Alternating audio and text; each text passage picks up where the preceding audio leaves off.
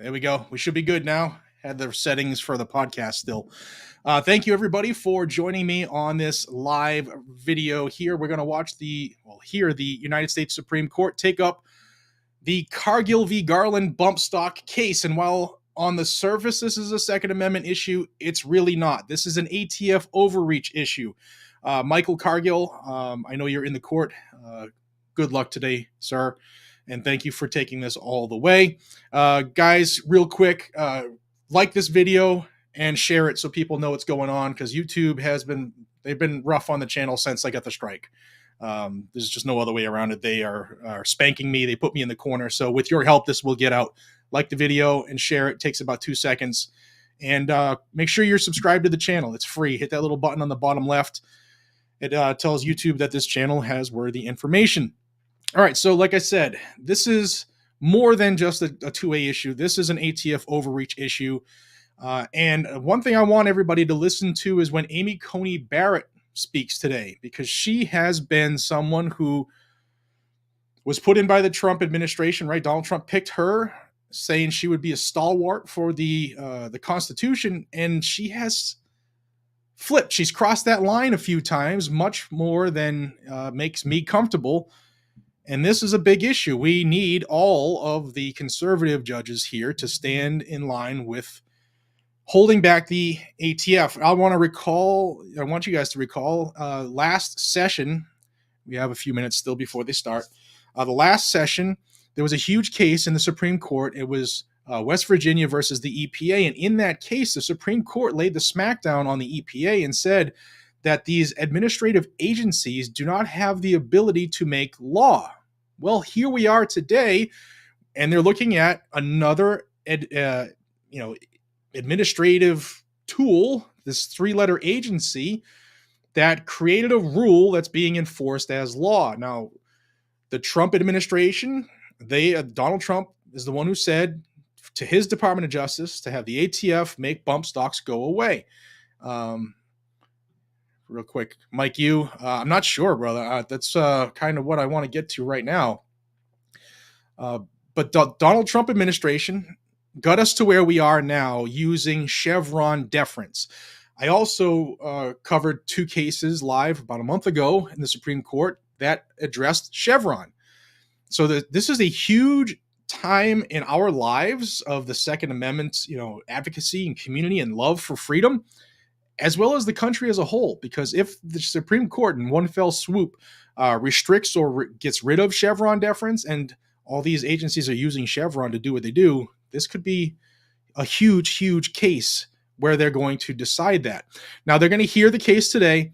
The decisions come out typically in June before they leave for the end of their session. And I just wanted y'all to hear this, because this is a major case for the Second Amendment. And where does the ATF have the ability to change the definition of machine gun to include a sliding piece of plastic, right? That's what a bump stock is. Let's be honest about it. Revco, from what I've read, this is more a separation of powers case connected to 2A. Might give a clue, a Chevron. Well, exactly. And I hope that's what I was getting across. This is not a Second Amendment case, yet it is.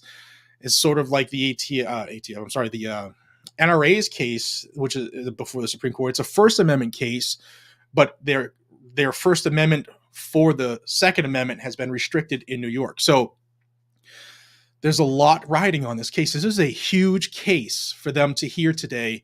And my hope is that you all will be here for the duration. It's not going to be that long. The Supreme Court stays to their deadlines very tight.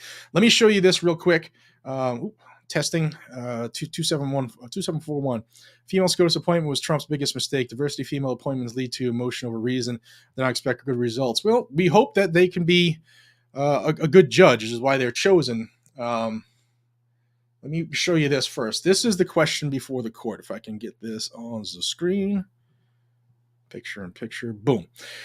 Okay, it says, since 1986, Congress has prohibited the transfer or possession of any new machine gun, as 18 U.S.C. 922.01. The National Firearms Act, 26 U.S.C. 5801, defines a machine gun as any weapon which shoots, is designed to shoot, or can be readily restored to shoot automatically more than one shot without manual reloading by a single function of the trigger. The statutory definition also encompasses any part designed or intended solely and exclusively, or combination of parts designed and intended for use in converting a weapon into a machine gun. A bump stock is a device designed and intended to permit users to convert a semi-automatic rifle so that the rifle can be fired continuously with a single pull of the trigger, discharging potentially hundreds of bullets per minute. In 2018, after a mass shooting in Las Vegas carried out using bump stocks, that's a lie, the Bureau of Alcohol, Tobacco, Firearms, and Explosives published an interpretive rule concluding that bump stocks are machine guns as defined in Section 5845 Bravo. In the decision below, the en banc Fifth Circuit held that the ATF rule was unlawful because the statutory definition of machine gun does not encompass bump stocks. The question presented is as follows: whether a bump stock device is a machine gun as defined in 26 U.S.C. 5845 Bravo because it is designed and intended for use in converting a rifle into a machine gun, i.e., into a weapon that fires automatically more than one shot by a single function of the trigger. All right, that's where we are right now. And if we're going to be honest about this, the definition of machine gun, a bump stock does not meet that definition. If you have not used a bump stock, I have it at several of the events I went to. You can pull that trigger and hold it to the rear. It's not going to keep going off. All right. So that in and of itself is not a machine gun. You can bump fire with your finger, with a belt loop, with a piece of string, an elastic. There's all kinds of things you can bump fire with. Just your finger and pull method, finger and hand. So, am I a machine gun if I could do that? That's how crazy this is.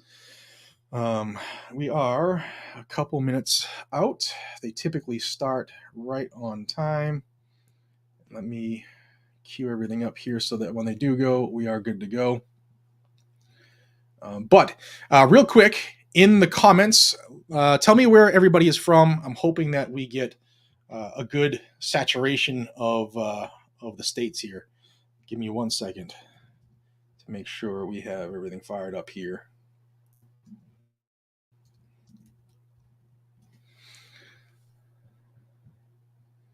All right, we got Revco says, ATF will have a hard fight here because they ruled they were not machine guns for almost 2 decades. Spot on, my friend. That's a big part of the problem for them. Kyle says, thanks, Jared. Do you think this will cover triggers like FRT or WOT? Not per se. However, if this ruling comes down to be favorable, yes, it will be used to say, hey, listen, like these sliding pieces of plastic were not made, the definition was not allowed to stand when they tried to redefine it as machine gun.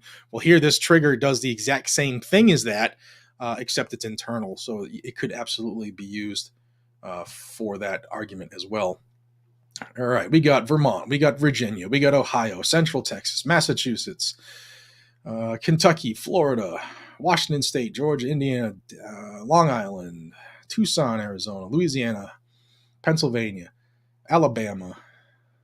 We got, all right, cool. We got a ton of people here, and I am just waiting. You can see I'm just waiting for them to get going here. Let me see. All right. It should be any second. I'm waiting for them to refresh their feed because it still says Tuesday. And then we will go. Here we go. They just refreshed. Let's go to it.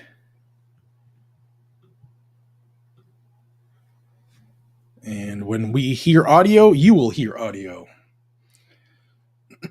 So they just refreshed the feed, which means they're ready to go. And once they hit play on their end, we will hear it. But again, smash that thumbs up button, please. Marxist Michigan, that's awesome. Let folks know this is going on. and I greatly appreciate you supporting the channel in that way.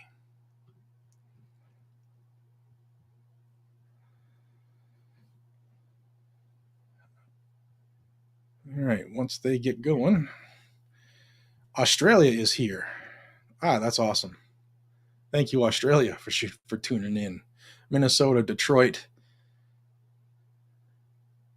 New York. We got a bunch of folks here. Texas, Ohio, South Carolina, Wisconsin. We got a majority of this country. That's cool. Our health here from the People's Republic of Chicago. Thank you. Thank you. The world of gun control. Dirty Jersey. Godzilla, thank you for tuning in from Australia. That's pretty darn cool. Cali, New Hampshire, Johnson City, Tennessee, right down the street.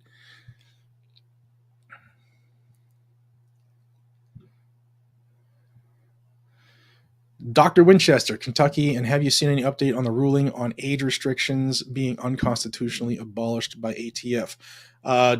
Right now, they haven't heard the case yet.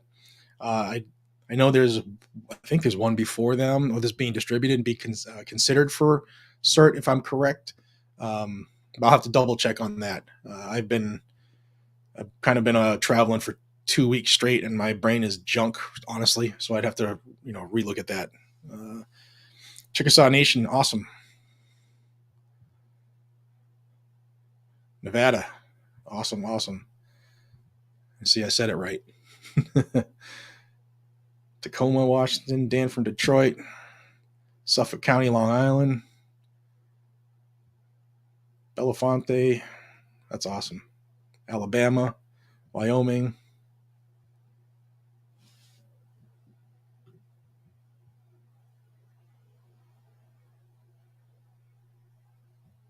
All right.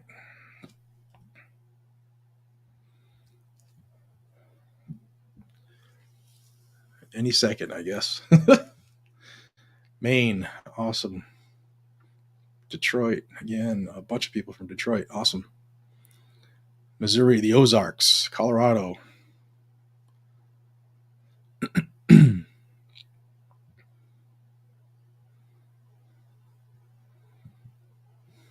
Thank you, Gene. Appreciate you. Texas is in the house. Newton, Mass. Washington, D.C. This is awesome. Revco, the 18-year-old case from Virginia is in permapause. Yeah. Yeah, that case is the big one. But there were a couple other ones being pushed through the system in different parts of the country to try to set up the split circuit deal. Ralph from Cali. Pin King in a shower in Colorado.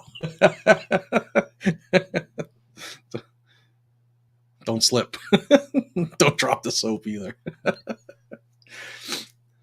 All right, come on, y'all. Let's get this rolling. Poor man's machine gun. Counsel for the DOJ will try to confuse the justices claiming single function of the trigger is the same as single pull of the trigger. Yeah, absolutely. That was part of their change in the definition. I fully expect that to come up. Live.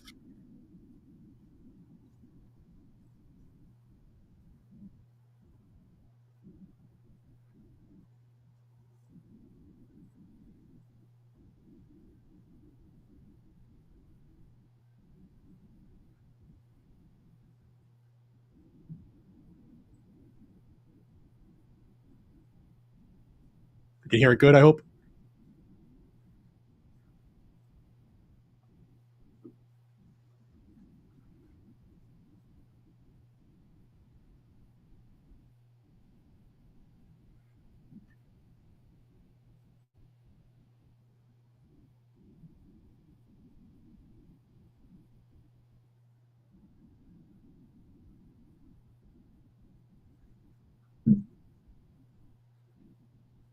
No sound? Stand by.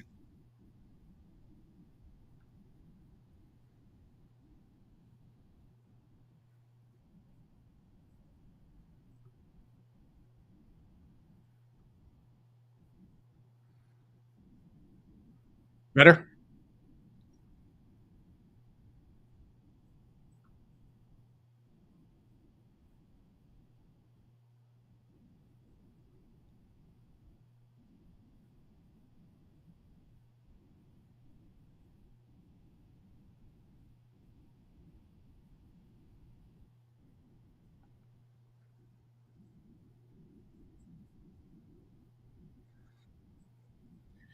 All right, I got some people saying they can hear it, some they say they can't. Can you hear the Supreme Court side?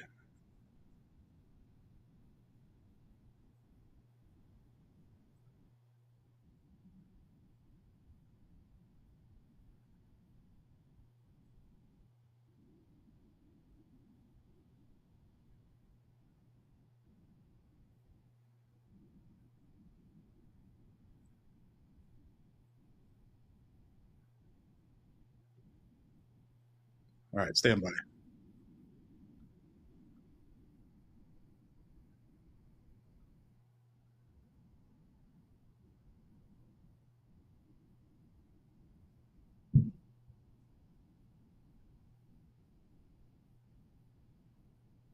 Stand by, y'all.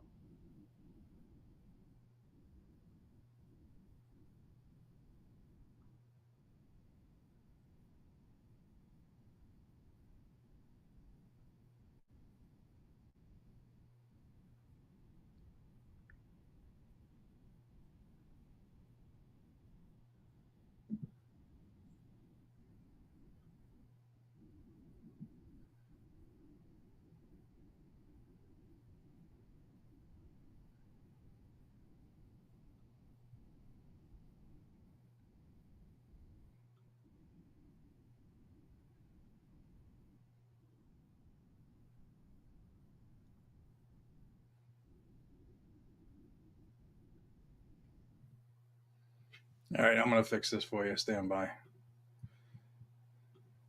It was set up on podcast mode. All right, you should hear this now.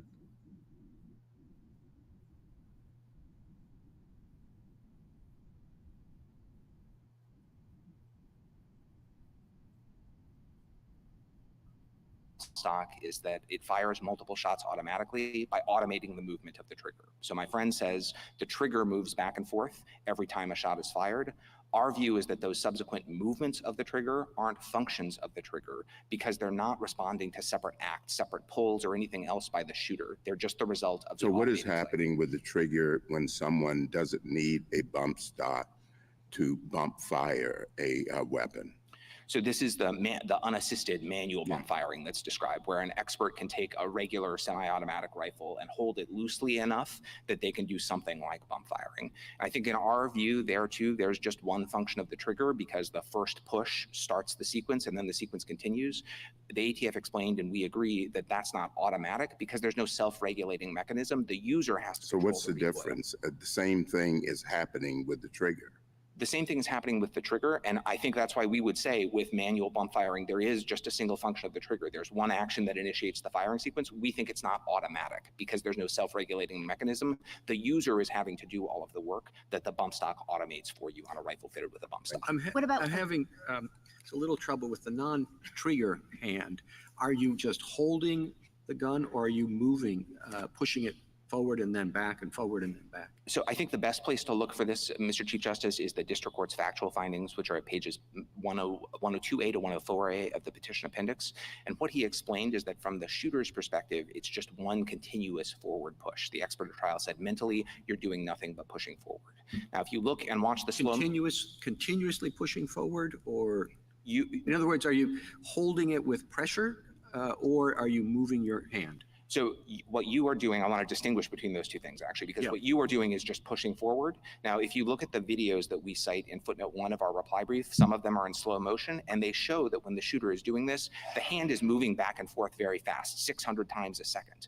That's not happening because the shooter is able to move their hand back and forth 600 times a minute. That's not happening because the shooter can move their hand back and forth that fast. That's happening because every time a shot is fired, the recoil drives the rifle backwards, overcomes that steady forward pressure momentarily. That's what lets the trigger reset and then another shot to be fired again. So from the shooter's perspective, we view it as one act, and we think that's what the district court found. So would it be right to say that the pressure is, on a typical machine gun where you're pulling and you're feeling, continual backward pressure, and on this, you're feeling continual forward pressure of the opposite hand? Exactly. Is that right? Exactly right. I think that's exactly what the district court found. Mr. Fletcher, so I did watch all of these videos and try to figure out exactly what this looks like. And I just want to ask you about this bump firing thing. So what if I designed something and I call it a bump band? Because I gather you can do this with bands, and you can do it with your belt loop. So what if I design and market something I call the bump band to help me turn my semi-automatic, in the same way? Why wouldn't that then be a machine gun under the statute? So we think that's still not functioning automatically because that's not a self-regulating mechanism. My understanding is that what those devices do is they help the shooter keep their trigger finger still, but the shooter still has to manage the movement of the rifle back and forth, hold it so that it moves backwards just the right distance in just the right direction, then hold it again so it moves forward in just the right distance in just the right direction. And what makes a bump stock different is that it's a device that is built for just this purpose. It has the finger ledge that holds your finger in place, but then it also has a sliding function built in, so that when a shot is fired, the recoil automatically pushes the rifle back, lets it disengage from the trigger so the shooter doesn't have to manually release it, and then allows it to slide forward again just the right distance in just the right direction. Maybe Mr. Mitchell can help me understand from his point of view what that means, because it seems like it helps you do it better and in a more stable way, but that it functions the same way. But the other question I have, look, intuitively, I am entirely sympathetic to your argument. I mean, and it seems like, yes, this is functioning like a machine gun would. Oh boy. But, looking at that definition, I think the question is, why didn't Congress pass that legislation to make this covered more clearly? I think your argument depends on volition, right? So let me give you a hypothetical and then tell me if you think this satisfies the definition of machine gun. Let's imagine someone builds a fully automatic machine gun, and I won't try to come up with the technology for exactly how this is going to happen, but they install a tripwire on their property and they just leave the gun there unattended, walk away. Somebody trips the wire and then it begins shooting lots of rounds. Yeah. Does that satisfy your definition of a machine gun? I think it does, yes. Why?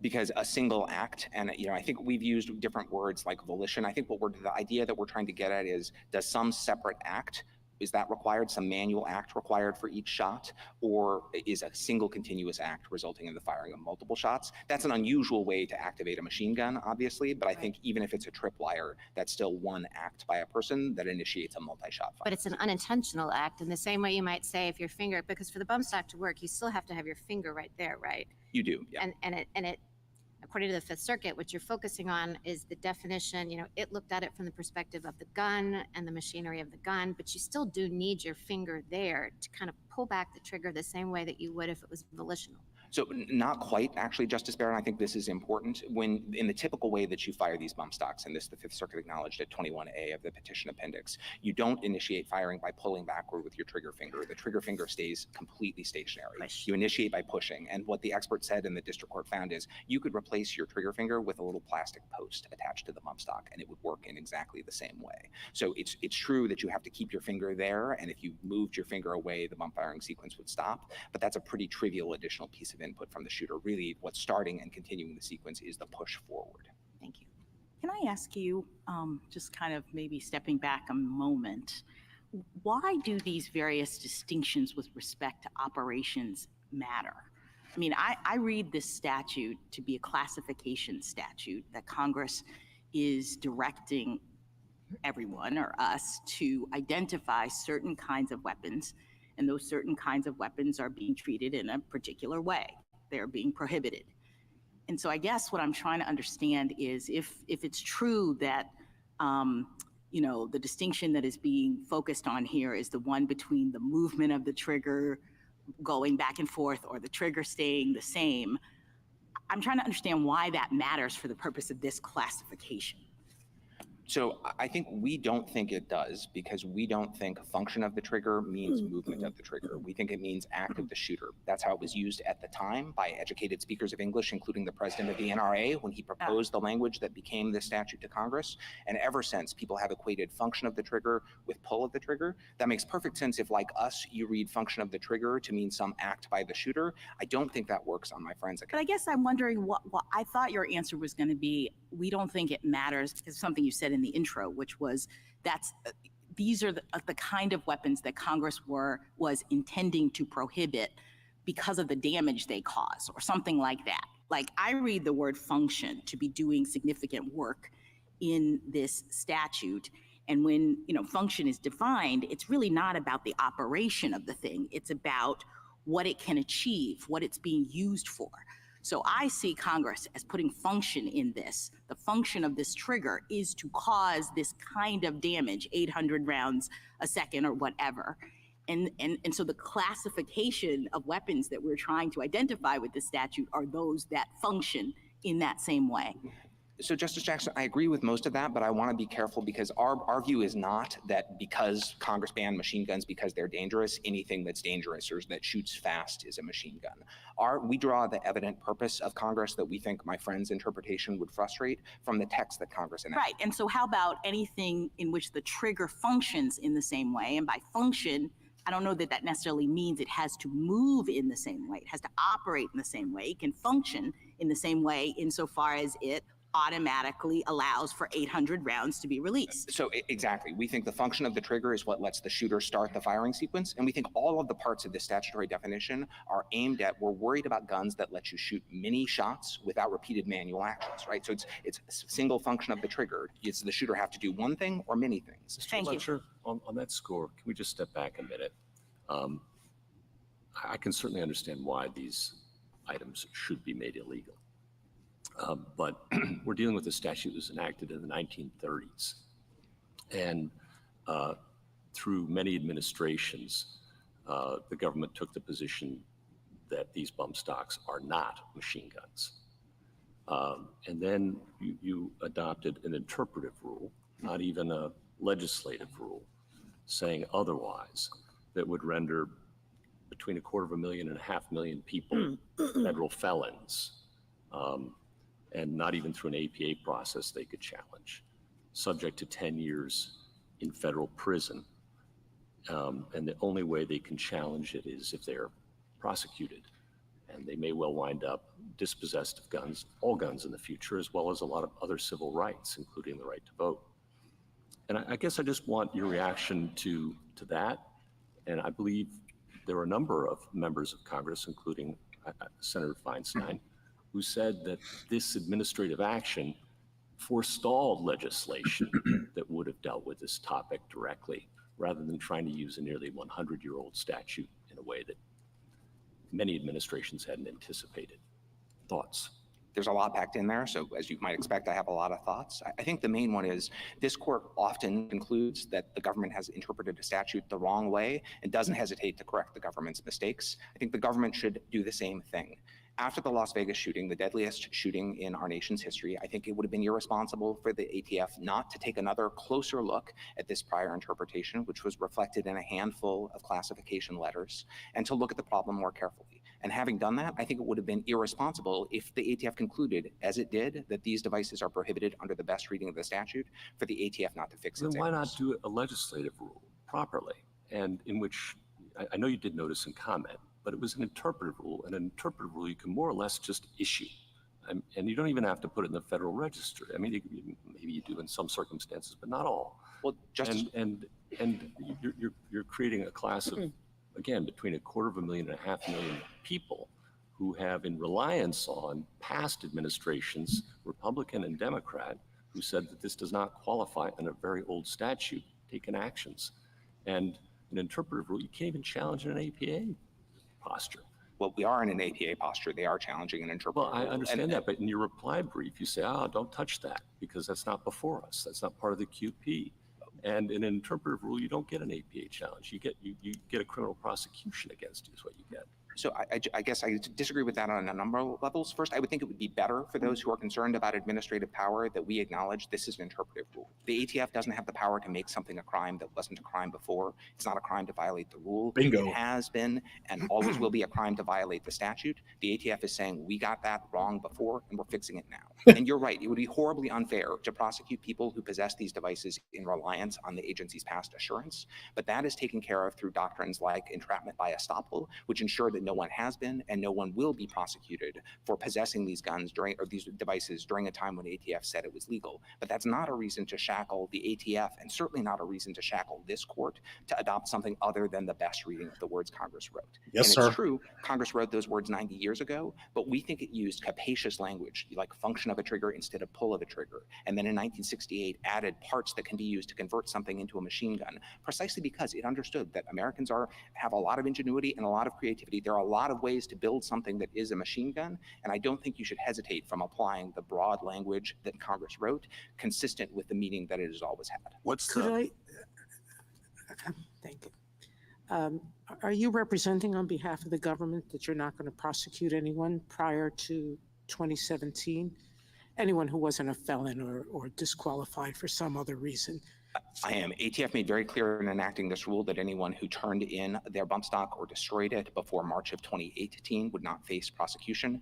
As a practical matter, also, the statute of limitations for this offense is 5 years. So in a month, the statute of limitations would be gone. We have not prosecuted those people. We won't do it. And if we tried to do it, I think they would have a good defense based on entrapment bias. Second, the back and forth here leads me to believe that at best there might be some ambiguity. Now the question is, what's the best reading? And we have a whole slew of doctrines that talk about that with respect to that we shouldn't render statutes ineffective by an interpretation. That's not the best reading, correct? Correct, exactly. And I think we've said that as far back as 1824. In the Emily, exactly. In the Emily case.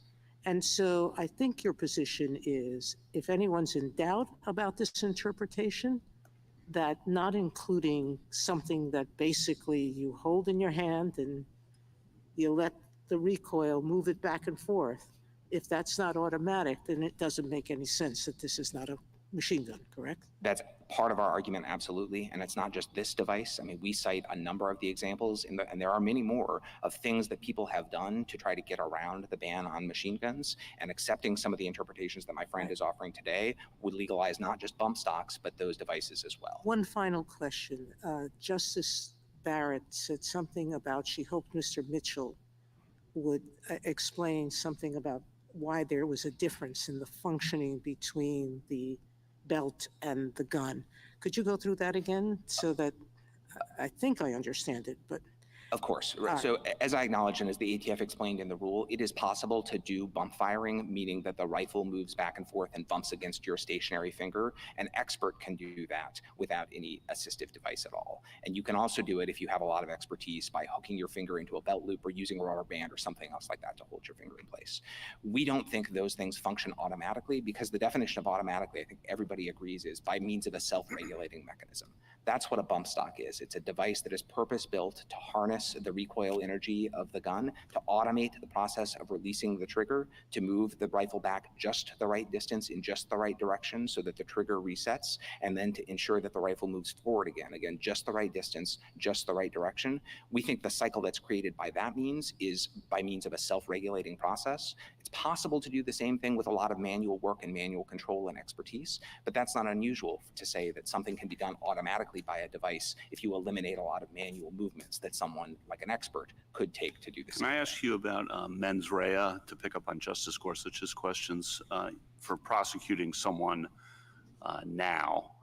What mens rea showing would the government have to make to convict someone? So I think the relevant case is Staples, and I think what the court held in Staples is that you have to be aware of the facts that render your weapon. So even if you are not aware of the legal prohibition, you can be convicted. That's right. But that's true of all machine guns. I mean, all different sorts of devices. I think the distinct problem here is the one that's created by the fact that the agency was previously saying that these were not machine guns. We acknowledge that those people who, in reliance on that, that's going to ensnare a lot of people who are not aware of the legal prohibition.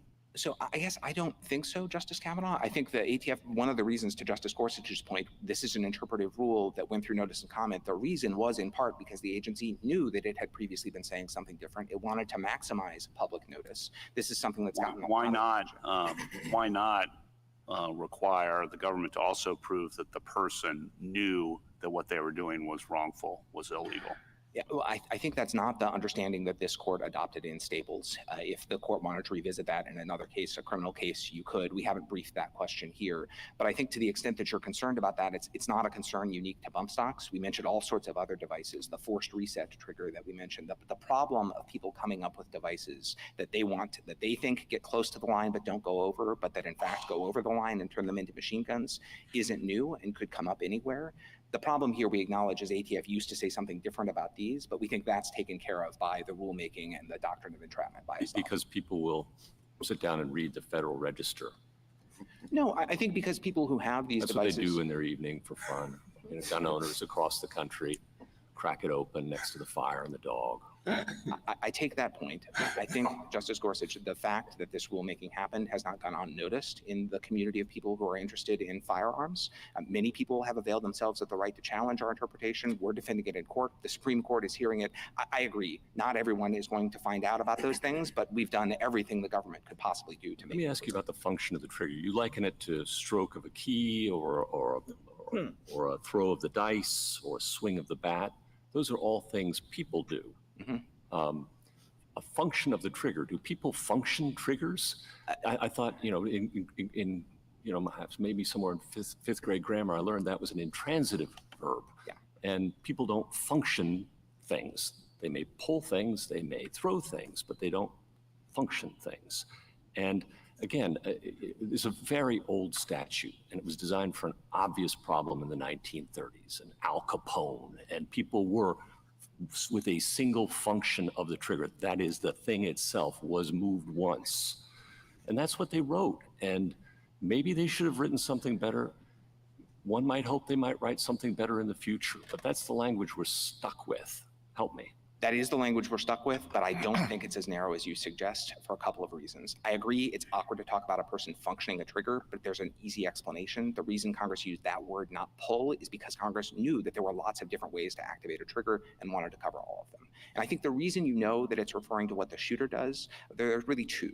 One is that's the way it's been understood ever since. The interpretation I'm giving you is the same one Carl Frederick, the president of the NRA, and many other courts, executive officials, congressmen gave at the same time. They used pull and function interchangeably. And second, I think even if you've said we're going to focus just on the trigger, the function of an object isn't just some action by the object, it's the mode of action by which it fulfills its purpose. And the purpose of a trigger is to accept some input from the user. And the way you know that is how everyone reacts when someone attaches some contraption, like the auto glove, which is a glove that you put on and you push a button and it has a little piston that pulls the trigger really fast. Or you attach a fishing reel, like the one the Fifth Circuit confronted in camp, where you flip a switch and it spins and turns the trigger over and over again. On my friend's reading, the function of the trigger with those devices is exactly the same, because the curved metal lever is moving back and it's releasing the hammer every single time. But everyone, my friend included, recognizes that that's not the function of the trigger in those devices. The function of the trigger is the user's flip of the switch or push of the button, because that's the thing that allows an act by the user to initiate a firing sequence. Mr. Fletcher, I take it that the ATF defined the curved lever that you pull back as the trigger. Could it have defined the bump stock itself as the trigger? So I'm not sure that it could have defined the bump stock itself as the trigger. I think we get into this a little bit in the reply in response, or a different argument maybe than the one that you're thinking of, but I think related in response to a move that's made in the red brief, where we hypothesize that if you had a machine gun that required you to pull the trigger and also hold down a button, it would still fire automatically, and we'd all understand that, even though you have to do two things rather than one. And what my friend said in the red brief is, well, in that case, maybe the button is part of the trigger too, because you have to push the button to keep firing. And what we say in the reply, and what I think is true, is that if you were going to approach the statute that way, which isn't the way the ATF has, I think you'd still land in the same place, because then you'd say it's both the curved metal lever and it's the part on the front of the rifle that the user pushes forward in order to initiate and maintain the firing sequence. Thank you, counsel. Justice Thomas? Justice Alito? What is the situation of people who have possessed bump stocks between the time of the ATF's new rule and the present day, or between the time of the new rule and the Fifth Circuit decision? Can they be prosecuted? I think probably yes, unless they had gotten some judicial relief from the rule. The rule has not been enjoined. It hasn't been vacated writ large. So I think the government has made clear that this is what we think the statute means. I'll say in practice— Isn't that disturbing? People in the Fifth Circuit who've been possessing firearms since the beginning of 2023, let's say they are aware of the Fifth Circuit's decision that they can be criminally prosecuted for doing something that the Court of Appeals that governs their territory has said is not illegal? Let me give a practical answer and then a doctrinal answer. I think practically, I'm not aware of a lot of these prosecutions being brought because we recognize that there is some legal uncertainty. But I think doctrinally, that could happen all the time, Justice Alito. Circuits disagree about what a criminal law means, and someone might, in reliance on their circuit precedent, do something that they think is lawful under circuit precedent that other circuits disagree with, that the government disagrees with, and that this court ultimately holds is covered by the statute. When we speak of the function of an inanimate object, don't we normally look at what that inanimate object does? So why isn't the function of a trigger to release the hammer? Let's look at the M16, the AR-15. The function of why isn't the function of the trigger to release the hammer from the sear so that the hammer can swing forward and strike? Isn't that the most straightforward interpretation of this? I don't think so, and I think even if you thought that was true just looking at the text alone, the three indications that we've talked about, the contemporaneous usage by the president of the NRA and others, the application to other kinds of triggers, which everybody agrees are covered, but which don't function by moving the hammer, and then also just evasion. I mean, I've talked about some of them, but one of the devices that the Fifth Circuit has held is permissible, or I'm sorry, a district court in the Fifth Circuit has held is permissible, and the Fifth Circuit has declined to stay, is something called a forced reset trigger. And with a forced reset trigger, the ATF tested it, zip-tied the trigger back, and the gun shot multiple bullets. What the district court said is that under my friend's interpretation, there are multiple functions of the trigger because the trigger is wiggling back and forth imperceptibly and releasing the hammer separately each time, and so it's not a machine gun. And I think it's just not reasonable to read the statute that opens it up to that sort of evasion, and we're seeing concrete evidence of that evasion in the Fifth Circuit. Thank you. Justice Sotomayor? Just to be clear, when you're citing what Congress people said or what the NRA president said, or what we said in some of our decisions, because we've used pull of the trigger in describing a machine gun's function, correct? Exactly. You're not using legislative history in the traditional sense. You are pointing to common usage. Exactly right. Exactly right. We're not speculating. We're not saying that the bump stocks are machine guns because the president of the NRA wanted them to be. We're using that as evidence. Well, that's what the Senate intended. You're saying it's a term of art. Exactly. If he had published this in an essay or in the New York Times, we would be pointing to it as evidence of contemporary meaning. We certainly don't think it should get less weight. You're pointing to Supreme Court decisions that did it. Exactly, as this court does too. It looks at literature, it looks at all sorts of sources to understand what speakers of English understand the words to mean when Congress used them, and we think this and many other things are powerful indications that we're right about that. Thank you. Justice Kagan? Mr. Fletcher, you've talked a lot about the mechanics of these various devices. Could you give a sense of the different effects of these various devices? So you take on two poles, a semi-automatic weapon, let's say, and a conventional machine gun on the other. How many bullets in how much time? And then one of these bump stock weapons, where does that fall in the spectrum between those? Sure. So the rate of a semi-automatic weapon is not a fixed number because it depends both on the weapon and very much on the skill of the shooter. I think the Giffords amicus brief says the theoretical maximum for a very skilled competition shooter with a specialized weapon is something like 180 bullets a minute. In practice, it's much, much slower than that for the vast majority of people who would use one of these things. A fully automatic weapon. How much slower?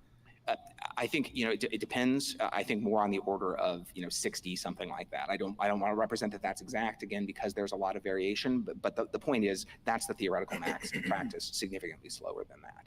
A traditional machine gun like the M16 or the M14, things that are issued to members of the American military, shoots in the range of 700 to 950 bullets a minute. There are obviously bigger things like the things mounted on helicopters that shoot much, much faster than that. But I think for these purposes, that 700 to 900 is about the right benchmark.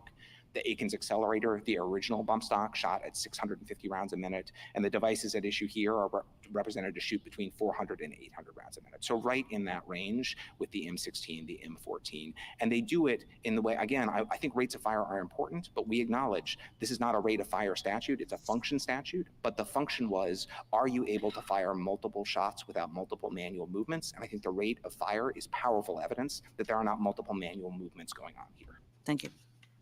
Justice Gorsuch? Justice Kavanaugh? You've referred a lot to the language in 1934 and around that time, but of course bump stocks didn't exist around that time. What are we to make of that? So I think you still apply the language, and you have to do what you have to do a lot, which is apply language that Congress wrote and apply it to something that didn't exist at the time. None of these workarounds, the fishing reel, the auto glove, the force reset trigger, all of them are new problems. But I think what you can draw is that Congress wrote a statute, chose the word function deliberately because it didn't want to just focus on triggers that pull. And then in 1968, it added parts that convert a normal gun into a machine gun because it recognized that people try to do things to semi-automatic weapons in order to give them these same characteristics of multiple rounds with a single manual action. And then what's your explanation, maybe common sense explanation or some other explanation for why, when this does become an issue, the Bush administration, the Obama administration, Senator Feinstein all say no. Yeah.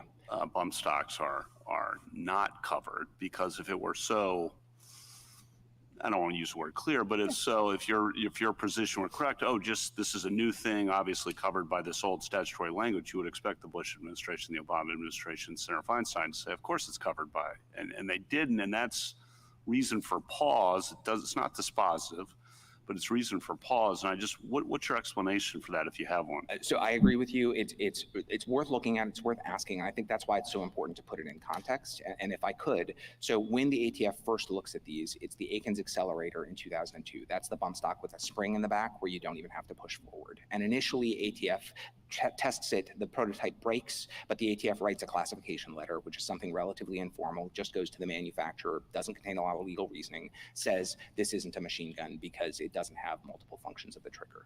Very quickly thereafter, ATF corrects that error, and in 2006 says the Aikens accelerator is a machine gun because it does shoot multiple shots by a single function of the trigger. So that part we've been consistent on. The director of the ATF issued a ruling, 2006-2, that was consistent on that, and the agency has held that position ever since, and that's mostly what we've talked about today. It's true that in a series of another informal classification letters issued between 2007 and 2017, the ATF said that non-mechanical bump stocks, those like the ones that issue here without a spring where you have to push forward, weren't machine guns because they didn't shoot automatically. But I think it's important to recognize those are informal. They don't include a lot of legal analysis. And I think maybe most importantly, no one defends the ATF's interpretation from those letters. What the ATF said there is this doesn't have springs or mechanical parts, so it doesn't make the gun function automatically. I think even my friend doesn't defend that interpretation. Everybody recognizes that there are things like Glock switches that we discuss in our reply brief that you can add to a machine gun, a semi-automatic weapon that make it a machine gun. And I think the fact that no one is defending the ATF's prior interpretation is a good indication that when Attorney General Sessions and Attorney General Barr revisited this, and we've continued to defend it since, they did a much more careful examination and got it right. And then Senator Feinstein, I take your point. I guess with all respect to Senator Feinstein, I would say that the comments from a legislator who's trying to get a piece of legislation passed and is trying to demonstrate the need for that legislation by disagreeing with the administration about the scope of current law are not a particularly probative source of the meaning of the words that Congress enacted in 1934. Thank you. Justice Barrett? Justice Jackson? Can I just be clear on this function point? Because they say, I think, that a single function of the trigger, as it appears in this statute, is directing consideration of whether the trigger is moving only once. And I think you're saying that no, when it says the function of the trigger, it's not how the trigger operates. It's the function of the trigger is what it achieves. And the function that I think you're saying is that if by single operation, meaning single movement of the person, you can achieve firing multiple shots without multiple manual movements, that's what you said, that covers the function of the trigger. Is that what you're saying? Exactly. And I think the thing that makes this clearest is the boxes hypothetical on page 30 of our brief, where we say, imagine somebody builds a black box with a button on the top, and the shooter pushes the button once and bullets come out of the front at a very high rate. On our view, that's a machine gun. But on my friend's view, if the inventor sets it up so that after the shooter pushes and releases the button keeps moving up and down in the same way on its own, I think he's stuck saying that that's not a machine gun because the trigger is functioning each time a shot is fired. We don't think that's a plausible construction of this. So we'll ask him about that. And I guess yours is consistent, or it accounts for automatically more than one shot being in this definition. Exactly. Okay. Thank you. Thank you, counsel.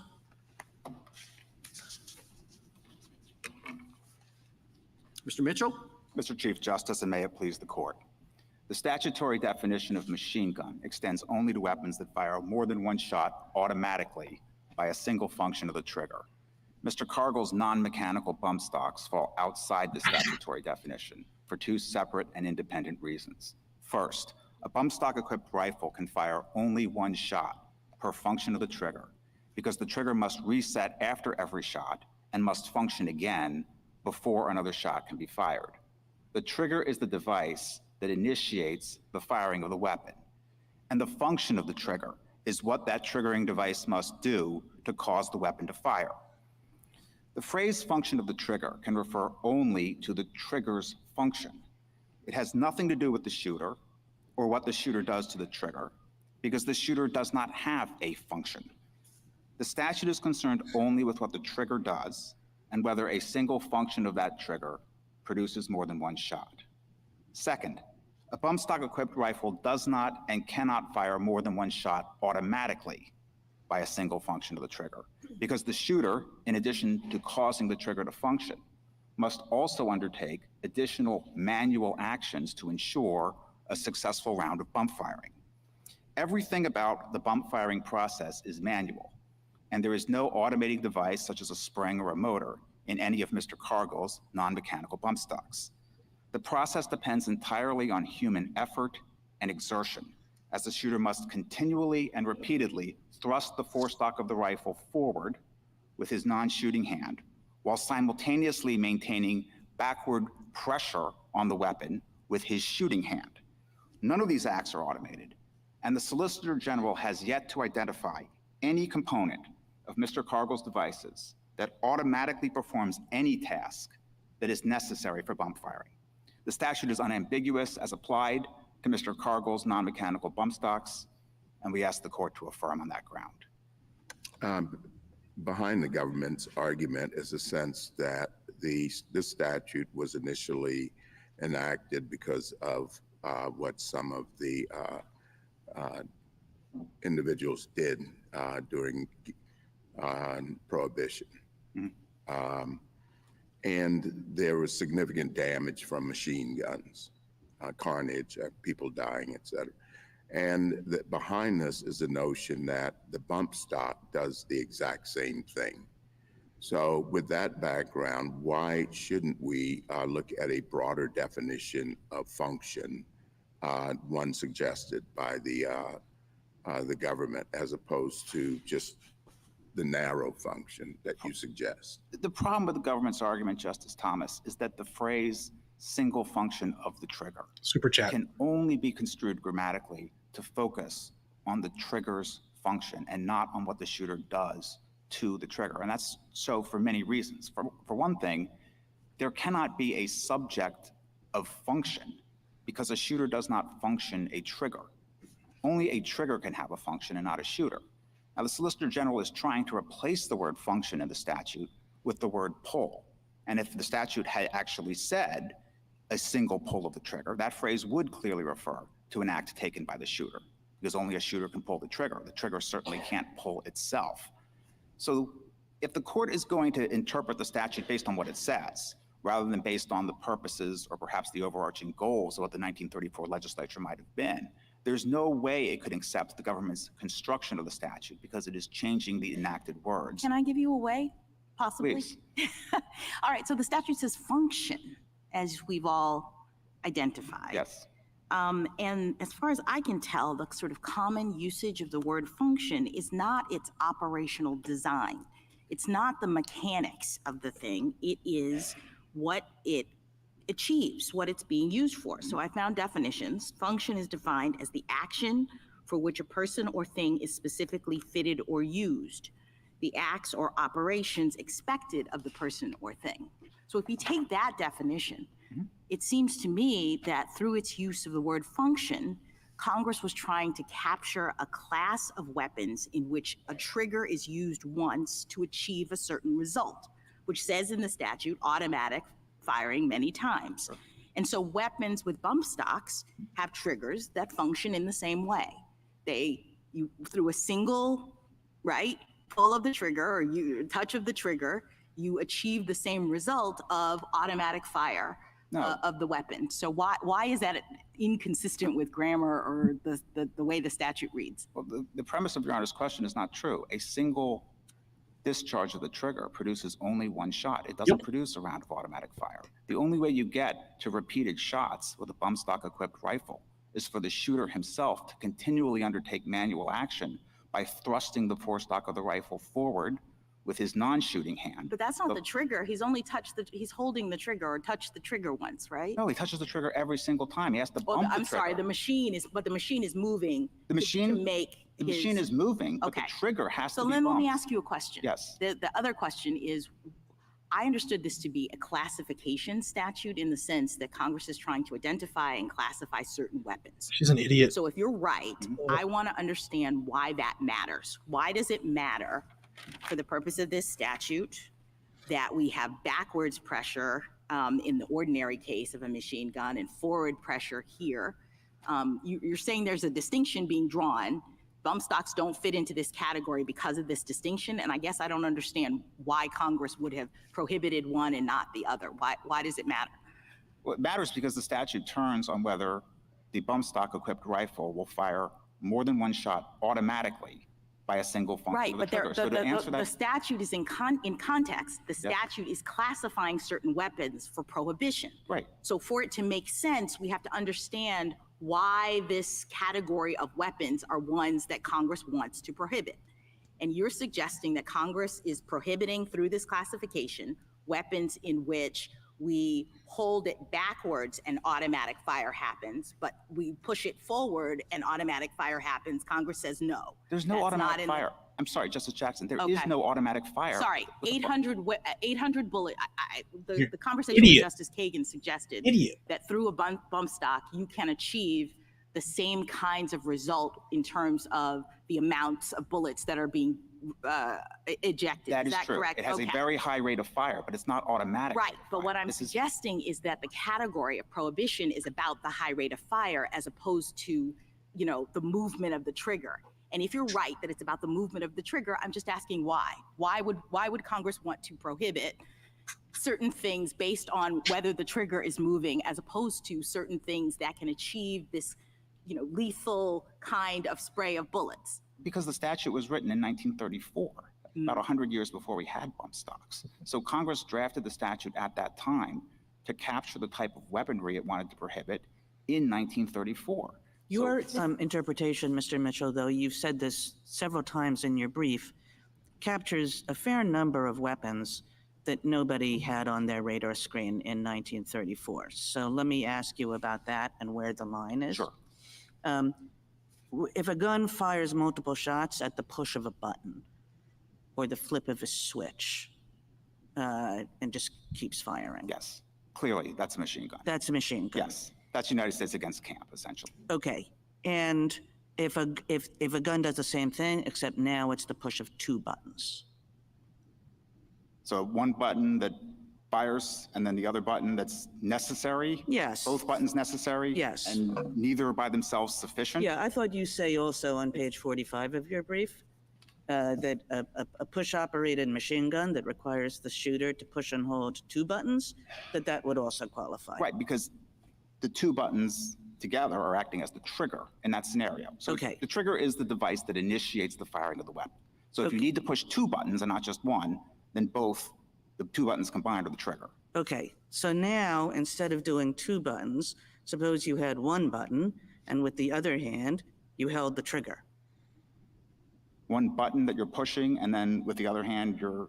Yeah, instead of two buttons, it's one button and you held the trigger.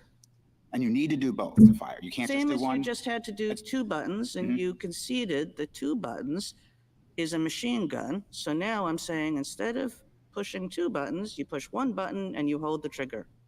Yeah, it's going to depend on how we define trigger. And the answer to that will not always be clear. The question is, can you extend the holding of United States against camp to this particular situation? I have to say, I think you don't quite know what the answer to that is. If you have an answer, let me know. Because the difference between pushing two buttons, for me, and pushing one button and holding the trigger is not self-evident.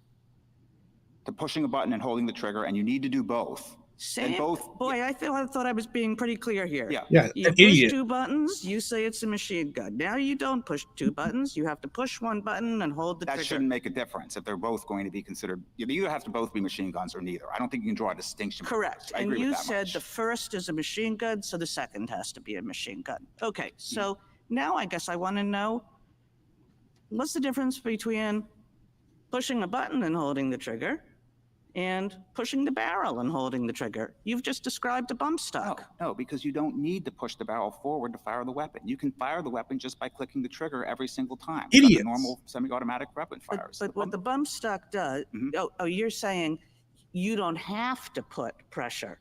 Well, it's neither necessary nor sufficient to fire the weapon. The trigger is the device that initiates the firing. Here's of the what weapon. I'm trying to say. And I appreciate your, going down this road of hypotheticals with me. But if pushing 1 button and holding a trigger is a machine gun, then a device that works by pushing the barrel, the front of the gun, essentially, I don't know about these things, and holding the trigger, seems again to me to essentially do the same thing. And that is how everybody uses these devices. Like, I mean, maybe you could use the device differently, but the entire point of this device is that you exert forward pressure and you have your finger on the trigger and then a torrent of bullets shoots out. So I don't understand why it's any different, It is different. from pushing a button and holding the trigger, pushing the barrel and holding the trigger. The difference is you don't need to push the barrel to fire the weapon.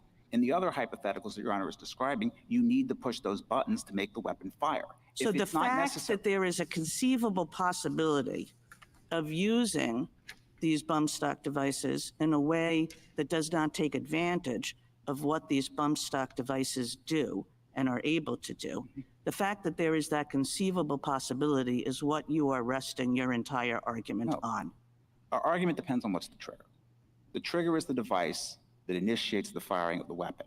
A bump stock does not change the trigger in any way. It does not alter the nature of the trigger. The other hypothetical devices that Your Honor is describing are changing the triggering device, either by requiring pushing 2 buttons rather than just 1.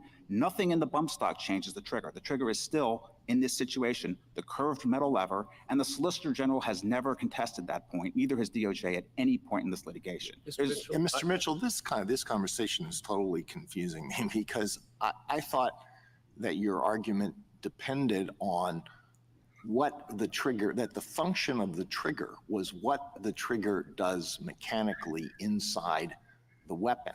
And therefore, whether you have 1 trigger or 2 triggers or 3 triggers or 10 buttons, it doesn't matter. What matters is what the trigger or the triggers do inside the gun. An M6, back in the day when it was possible to fire the standard military issue rifles, M16 from the 1970s on automatic, my understanding is that the military you can't even do that anymore. All you can fire at most is a burst of 3 shots. But there are 2 buttons on the old time M16. You have to flip there are 3. You have to flip it over from semi-automatic to automatic. That's 1 button. And then the other button is the pulling of the trigger. But do I misunderstand your argument?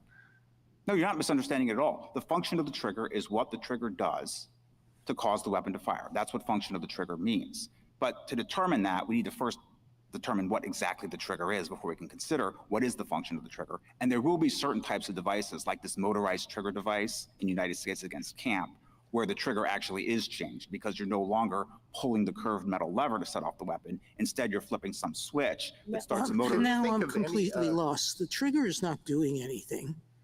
It's the person doing something.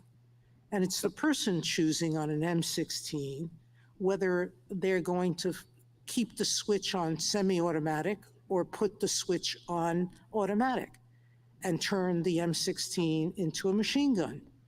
And on a machine gun, it's not the trigger that does this, it's the pressure that the shooter is using to hold the trigger down that permits it to keep going. That's what causes the trigger to function. Well, but the pause, that's what the government is saying, which is you're not looking at what the trigger is doing, You're looking at what the shooter is doing, and is he using a force, keeping the gun down, keeping the trigger down, or holding the bump stock and letting it shoot back and forth in an automatic recoil.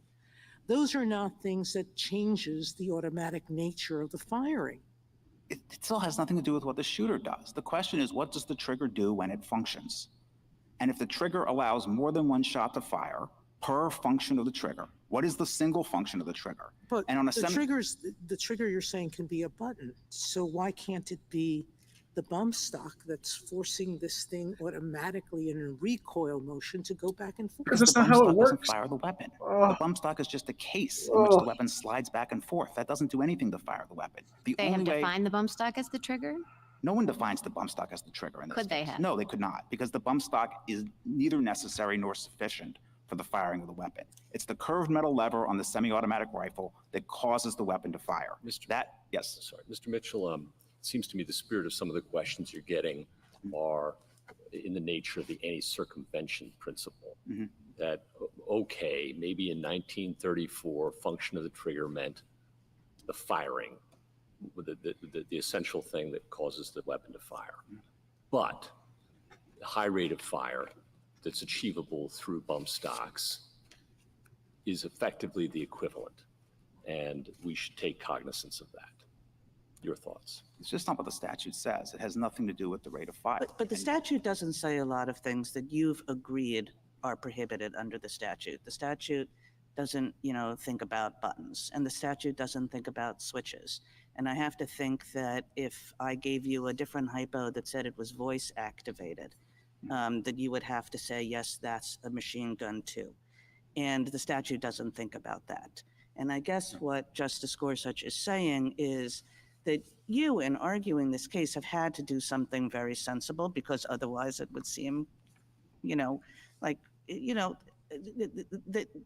this statute is loaded with anti-circumvention devices. The entire way this statute is written suggests that Congress was very aware that there could be small adjustments of a weapon that could get around what Congress meant to prohibit. And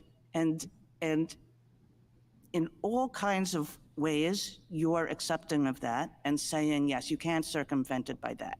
You can't circumvent it by non-conventional triggers. You can't circumvent it by, all these things that these hypotheticals I've been giving you. But you can circumvent it through this one mechanism. I'm not conceding that you can circumvent the statute, Justice Kagan. We're just interpreting the word trigger, which is a term that appears in the statutory text, and it has to be interpreted. When you're dealing with the motorized trigger device, that's an easy case in one direction, because that has changed the trigger from the curved metal lever, because the shooter is no longer using that to fire the weapon. Instead, there's a switch that is flipped, and that switch is now triggering the device, because that is the function, turning on the switch, that then causes automatic fire to occur, because there's some motor that's moving the trigger back. I'm sorry, I shouldn't say the trigger, the curved metal lever back and forth. That's the United States against Camp. This is an easy case because the bump stock doesn't change the trigger in any way. But what do you do about modification pieces? I guess I don't understand your argument insofar as I had taken the United States to always take the position, and I actually had a case about this when I was a district court judge, where the question was, were these flat metal pieces that were mailed internationally to the defendant machine guns? And we were all confused. The jury was confused because we had this notion of what a machine gun was, and the government argued that this metal piece was a machine gun and brought in experts that said under this statute, anything that can be used to convert a regularly operating semi-automatic weapon into one that rapid fires qualifies. I'm sorry, Justice Jackson. That's wrong? Rapid fire is not the test under the statute. It's not whether it fires rapidly. It's whether it fires more than one shot automatically by a single function of the trigger. I'm sorry. I know what you're talking about. They said it could, but what we focused on was not whether that metal piece changed the way the trigger operated. Now, maybe you're saying that's wrong, but I guess what I'm focused on is that your argument seems to rest on the assumption that the function of the trigger, as Justice Alito says, is what the trigger does inside the gun. That's correct. They're doing this on purpose. Why is it irrational, wrong, etc., to think of the function of the trigger as what it does to cause the weapon to automatically fire more than one shot. If that's what we mean by function of the trigger, which is in the statute, automatically more than one shot, and what we're saying is if one operation causes the trigger to causes the function of the trigger to make the weapon automatically fire more than one shot, I guess I don't understand why your reading is preferable to that when the common understanding of a machine gun is that it is doing this sort of thing at the end of the day. Well, it's because the trigger on a bump stock equipped rifle does not cause the rifle to automatically fire more than one shot. You still have to have manual action by the shooter in response to every single shot that gets fired. The shooter has to continue to thrust that forestock forward. Okay, with his and if non-shooting that's hand. true, that's true. It That is true, yes. okay. That is a distinction. My other question then comes in. Why is that distinction matter from Congress's perspective in terms of it writing a statute that it was trying to prohibit that? If you're right that that's the relevant distinction, I guess I need a reason why there's something inherently so much worse about a situation in which you push it forward rather than pull it back, that we can reasonably say that was a particular category that Congress wanted to prohibit. And that's what I'm missing in your argument. It doesn't make sense to me that we're going to identify guns on that purpose and say those are the ones that are prohibited when others that achieve the same result are not. It's because the statute was written in 1934 and Congress wasn't thinking about bump stocks when they wrote this statute. So you've said several times that you thrust with your non-trigger hand, thrust part of the gun forward. And I understood your friend on the other side to focus on it more as maintaining pressure. Right. Which is it? I mean, do you hold it? You have to hold it harder at certain points rather than others, or are you actually moving it with the thrusting? You're definitely moving your hand back and forth. And Mr. Fletcher agreed with us on that point. The hand is moving. I think where our disagreement comes in is that Mr. Fletcher seems to characterize the action of the non-shooting hand, so the left hand for a right-handed shooter, as something where you are applying constant pressure in a certain direction.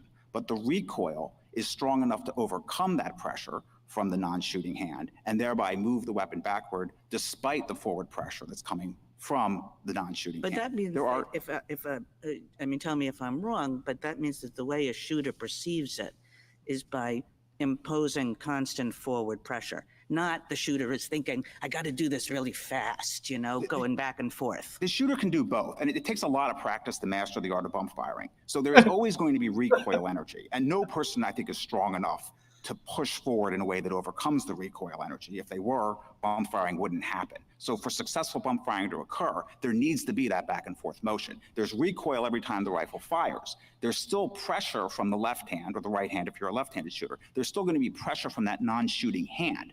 But the shooter can decide how much he wants to calibrate that pressure in response to the repeated recoils that he's getting from the bump firing. It doesn't have to be the same amount of pressure each time. The shooter just has to make sure that the hand is moving back and forth, because that's the only way you can have successful bump firing. But to get back to your question, Mr. Chief Justice. The shooter doesn't make sure that the hand is moving back and forth. That's the way the recoil operates. The shooter just makes sure that he's pushing forward, and then the recoil operates to, in fact, even though the shooter is not experiencing this, is not volitionally experiencing this, the shooter is not moving his hand back and forward. That's probably right, unless the shooter is so strong that he has to ease off a little bit to make sure he doesn't overcome the recoil. But to my knowledge, I don't think there's anybody strong enough to actually be able to keep pushing and forcing it past the recoil energy. But Mr. Chief Justice, I don't think the answer to this question matters in the end, because even if we accept Mr. Fletcher's characterization, where it's just constant pressure with the same amount of force continuously over a sustained period of time, it's still a manual action. There's nothing automatic about that. The shooter is the one who is pushing. It's human effort, human exertion, nothing automatic at all about this process. And Mr. Fletcher said during his remarks that the bump stock harnesses the recoil energy of the weapon. That is false. With the Agen's accelerator, there is harnessing, because the Agen's accelerator has a spring.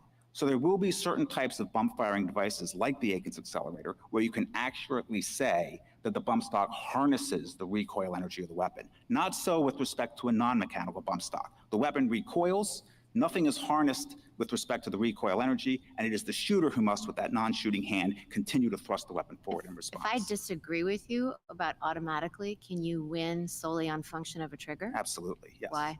Because the single function of the trigger, the Solicitor General has to win on both arguments to prevail. We only need to win on one of the two. So we could win on automatically standing alone, we could win on single function of the trigger standing alone, or we could win on both. We respectfully ask the court to rule on both because there's a well-developed circuit split on each of the two sub-issues within the question. Well, speaking of automatically, can you address the question I asked Mr. Fletcher about a band bump firing? And, he said it was different on the ground of automatically, but how do you see them functioning differently? They're indistinguishable when it comes to automatically. Everything involved with the band that Your Honor suggested, and also everything involved with Mr. Cargill's non-mechanical bump stock, is a manual action undertaken entirely by the shooter. There is no automating device. Mr. Fletcher has yet to identify any device in the non-mechanical bump stock that automates any task that is necessary for successful bump firing. It is all being done by the shooter. There's the recoil after the shot gets fired, and then it is the shooter who must, with his own hand and with his own force, exert pressure forward consistently to make sure that the trigger bumps into his finger. This is all manual. Nothing automatic about it. Nothing at all. Can I ask you a variation of the hypothetical black box scenario that the government puts forward in there? And you might be familiar with it. It's in their brief. So they say that we've got two boxes, each of which continuously fires bullets after the operator presses and releases a button. If I hear you correctly, or maybe you can just tell me, right.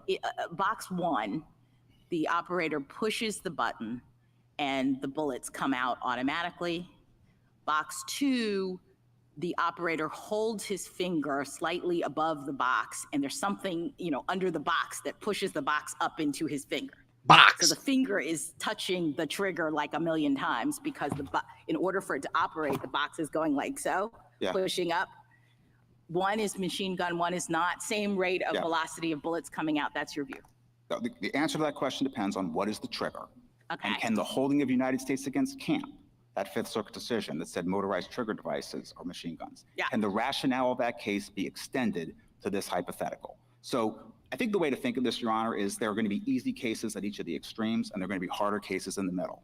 The easy case is United States against Camp, because that is a situation where the trigger was changed. It no longer is the curved metal lever. Right. The switch. But I guess, everyone agrees with that. And your view is what makes it easy or hard is not the sort of thought of mine that, like, geez, what makes it easy or hard is actually distinguishing those two in the real world, like in terms of what is actually happening. Mm-hmm. You think what makes it easy or hard is just identifying whether the finger is moving because the box is moving or because the person is pushing it down. What makes it hard is whether it's changed the nature of the trigger in some way. Clearly that happened in Camp. This situation with Mr. Cargill, there's not even an argument that the trigger has been changed. Neither DOJ at no point in this litigation has argued that bump stocks change the nature of the trigger or change the trigger at all. There will be harder cases in the middle, such as the forced reset triggers and some of these hypotheticals that were discussed in the DC Circuit's opinions in Dwetty's, where there may be a question as to what exactly the trigger is, and then how does that trigger function? So again, going back to Camp, when there's a flip of a switch that turns on a motor, and that motor then forces the curved metal lever back and forth, that's automatic fire, that's a machine gun, because we now have a new trigger, the switch. It's no longer the curved metal lever. So can that rationale be extended to some of these hypotheticals where we talk about black boxes and oscillating buttons? What exactly is the trigger there? Is it merely the button? Is it the motor that's moving the button up and down? It's arguable either way. We don't think the court should resolve any of that. I understand, but for us to take a position on the question, it's all going to depend on whether you can extend the holding of Camp to these new situations. The Aikens accelerator is a good example to think about, because in 2006, when ATF changed its position on the Aikens accelerator, ATF initially approved that device in 2002. 2006, it changed its mind. And if you look at the classification letter, their argument rests on an argument similar to what Mr. Fletcher is making today. They cite the legislative history from Carl Frederick and say that function of the trigger means pull of the trigger. That rationale is not going to work if the Aikens accelerator is going to be characterized as a machine gun. What might work, though, is if there's some possible argument to extend the holding of United States against Camp to the Aikens accelerator. Does that spring in the Aikens accelerator change the nature of the trigger? That's the question that needs to be addressed. If ATF wants to continue to characterize the Aikens accelerator as a machine gun, it's going to need to come up with a much better argument than what it offered in 2006. We're not closing the door on that possibility, but we do think the actual rationale that ATF has used is just as faulty as the rationale for banning non-mechanical bump stocks. Thank you, counsel. Justice Thomas? Please. Mr. Mitchell, I think you would agree that the bump stock accelerates the rate of fire. Absolutely. Why wouldn't you then take the further step of saying it changes the nature of the trigger in doing that? Because the trigger still has to reset after every single shot. Thank you. It's not Finally. accelerating the rate of fire by changing the trigger. It's accelerating the rate of fire. That's not really what I'm sorry. So why wouldn't you say that you have enhanced the triggering mechanism by using the bump stock? Because it's not changing the triggering mechanism at all. It's simply making it easier for the shooter to bump that trigger repeatedly. The nature of the triggering mechanism remains exactly the same. What's going on inside the gun after the trigger gets bumped is no different than what it would be if it were a semi-automatic rifle without the bump stock. And that's why the government can't win on this single function of the trigger point. I think the difference is that there may be some who believe, when you look at it, the nature of the firing has changed as a result of the bump stock.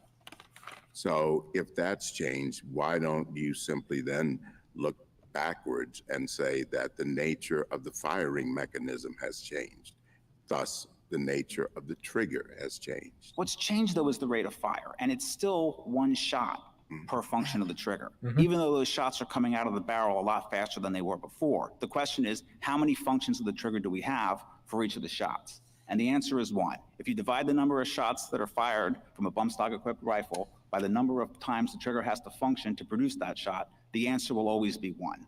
And it will remain that way because nothing in the triggering mechanism has changed. Justice Alito? Can you imagine a legislator thinking we should ban machine guns, but we should not ban bump stocks? Is there any reason why a legislator might reach that judgment? I think there is. Bump stocks can help people who have disabilities, who have problems with finger dexterity, people who have arthritis in their fingers. There could be a valid reason for preserving the legality of these devices as a matter of policy, even while similar weapons such as the fully automatic machine guns are being banned. Whether Congress would ultimately make that judgment, we would have to wait and find out whether they would decide it along those ways. But there are respectable arguments for why these could remain legal as a matter of policy. Why would anybody? I'm sorry. That's okay. Yeah, in the field of statutory interpretation, Justice Scalia's bête noire was the Church of the Holy Trinity, a case where he thought that the literal language of the statute had to control, even though it's pretty hard to think that Congress actually meant that to apply in certain situations. As you see this case, is this another Church of the Holy Trinity case? I would say it's quite as egregious as Church of the Holy Trinity, but the arguments the government's making are certainly in the spirit of Holy Trinity, to borrow a phrase that was used from the Holy Trinity opinion. And I don't think a textualist judge can accept the rationale that's being offered by the U.S. government. And they are, in their brief, especially making purpose-based arguments along the lines of what we saw in Church of the Holy Trinity. Thank you. Justice Sotomayor? Why would even a person with arthritis, why would Congress think they needed to shoot 400 to 700 or 800 rounds of ammunition under any circumstance? You can't shoot. If you don't let a person without arthritis do that, why would you permit a person with arthritis to do it? Why does $200 They don't shoot 400 or 700 rounds because the magazine only goes up to 50. So you're still going to have to change the magazine after every round. We allow large capacity magazines up to 50. Allow? And also, there are many shooters who can pull the trigger of a semi-automatic rifle very quickly, who can accomplish rates of fire similar to those that approach fully automatic weapons. So I don't... Right. Counsel, you spoke about legislative history, and I think you're trying to bat away all of the statements during the legislative process that called functions of the trigger the single pull of the trigger by the shooter. That's right. But it's not classic legislative history. It's how people understood a term at the time. That's not legislative history. Well, it's still legislative history. They're just using it for a purpose that they Well, claim. Justice Thomas said in McDonald versus City of Chicago that it's perfectly acceptable to do that. To use, he said, if it's being cited to show what lawmakers, how lawmakers used a particular term that's different than what they intended. So if we're using legislative history in an effort to discern the original public meaning of the statute, which is how I understand Your Honor's characterization, and I think that's how Mr. Fletcher is trying to characterize his reliance on this statement from Mr. Frederick, which It's not just which is that. the statement of the lobbyist. We've got statements in the House. We've got from legislators in the House. We have statements from legislators in the Senate. All of them consistently translating function of the trigger to mean a single pull of the trigger. Right, and they're all wrong because the statute also was written to encompass weapons that have push triggers rather than pull triggers. And the Solicitor General acknowledges this point in her opening brief. So what it suggests to me is that, contrary to what you're saying, that is, they never understood this to be how the trigger functions, but how the shooter functions. no, I think we should draw the exact opposite inference. It proves how unreliable legislative history is as a tool to try to discern what We're the gonna statute means. disagree. Because, well, it's because, Justice Sotomayor, the phrase pull of the trigger can't be equated with function of the trigger. And even the Solicitor General acknowledges that because they say in their brief that the statute needs to be read in a way that encompasses fully automatic weapons that have push triggers rather than triggers that are pulled. And you So the agree. word function, I'm sorry, go ahead. And you agree. I agree that function But can't the be only way equated you with the can word get pull. there is by looking at what the shooter is doing. No, that's Okay, not correct. Counsel, You don't thank need to look at what the shooter's doing. A weapon can go off by accident. You don't need a shooter. There's still a function of the trigger. If the weapon falls onto the floor and goes off accidentally with a discharge, the trigger has functioned, even though the shooter hasn't pulled the trigger or pushed it or bumped it. What matters under the statute is what the trigger does. And all these examples that we see in the Solicitor General's brief, Justice Gorsuch mentioned this earlier, when they're taking transitive verbs, when they say swing of the bat, or stroke of the key, or roll of the dice. All of those are transitive verbs that are capable of taking an object. So when you see swing of the bat, there's obviously an unnamed actor in that sentence that is the subject of the verb swing. The bat can't swing itself. The bat's an inanimate object. Function of the trigger is entirely different. Function is an intransitive verb. It can't take an object grammatically. It's impossible. Trigger has to be the subject of function. It can't be the object. I'm sorry. Justice Kagan? Because, Mr. Mitchell, I mean, those 4 words are not the entire statute, function of the trigger. It's by a function of the trigger, and what's the by? It's shooting, presumably a shooter is there, but, maybe it happens spontaneously, but shooting more than one shot by a single function of the trigger. I mean, that's the relevant language, right? Shooting more than one shot by a single function of the trigger. And then there's also the automatic. Automatic, yes. So I don't want to ignore that. But it seems as if you look at the entire phrase, what that means is that Congress had wanted to de-link the number of shots that were coming out of a barrel, right? More than one shot. Wanted to de-link that from a discrete human action. And I would think, it might be you pull the trigger, it might be you push the trigger, it might be you switch on the trigger, it might be you voice activate the trigger. There's a discrete human action and it produces a torrent of bullets. And that's exactly what's happening here. You push the bump stock. Now, you're saying, well, maybe they didn't define the bump stock as the trigger, but it functions in precisely the same way. And a torrent of bullets comes out. And this is in the heartland of what they were concerned about, which is anything that takes just a little human action to produce more than one shot is what they were getting at. That's just not the way they wrote the statute. If that's what they were getting at, they should have drafted the statute better than what they did. I mean, it depends on whether more than one shot is coming out by a single function of the trigger. And I agree with Your Honor. The rate of fire of a bump stock equipped rifle approaches the rate of fire of a fully automatic weapon. And there may be good policy reasons to treat these as identical. There may also be good policy reasons to distinguish them. That's ultimately a decision for Congress to make. It's certainly not a decision for a court or for an administrative agency that's charged with implementing the instructions of Congress. Mr. Mitchell, I'll tell you, I view myself as a good textualist. I think that that's the way we should think about statutes. It's by reading them. But, textualism is not inconsistent with common sense. Like at some point, you have to apply a little bit of common sense to the way you read a statute and understand that what this statute comprehends is a weapon that fires a multitude of shots with a single human action, whether it's a continuous pressure on a conventional machine gun holding the trigger, or a continuous pressure on one of these devices on the barrel. I can't understand how anybody could think that those two things should be treated differently. Well, they're treated differently because the statute turns on a single function of the trigger. And the problem for the government is they're not able to change the nature of the trigger that currently exists on a semi-automatic rifle simply by adding a bump stock, which is nothing more than a casing that allows the rifle to slide back and forth. The trigger is exactly the same as what it was before. And the function of the trigger is exactly the same as what it was before. I mean, think of a semi-automatic rifle where someone just has a very quick trigger finger. That could also have a very, very high rate of fire, but it's still one shot per function of the trigger. And that's the problem here the government still is not able to overcome. Every time that trigger functions inside a bump stock equipped rifle, there is one shot and only one shot that gets fired, even though there may be rapid functions that could occur consecutively because of the bump stock equipped Thank device. you. Thank you. Justice Gorsuch, Justice Kavanaugh. In response to a lot of the questions, you've made the point that bump stocks were not around as of 1934, and that's a good point for you. But what evidence is there, if any, that as of 1934, the ordinary understanding of the phrase function of the trigger referred to the mechanics of the gun rather than the shooter's motion?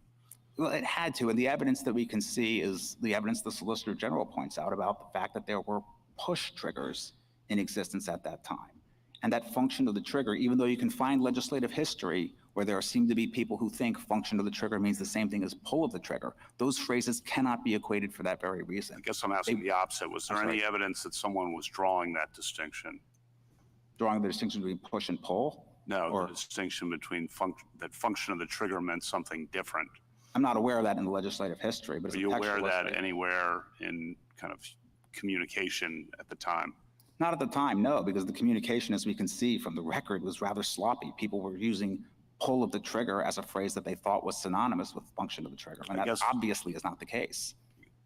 Okay, so no one that was saying, oh, function of the trigger, that's a different phrase than pull or push, and therefore it means something different. Are you aware of anyone who said that anywhere in America at the time? I'm not aware of that, but as a textualist, I don't find that concerning because... Well, as a textualist, you have to think about the phrase, not just each word in the phrase. That's right. That's right. And when we look at the phrase function of the trigger, as I was saying earlier, and Justice Gorsuch made this point in some of his earlier questioning, function of the trigger.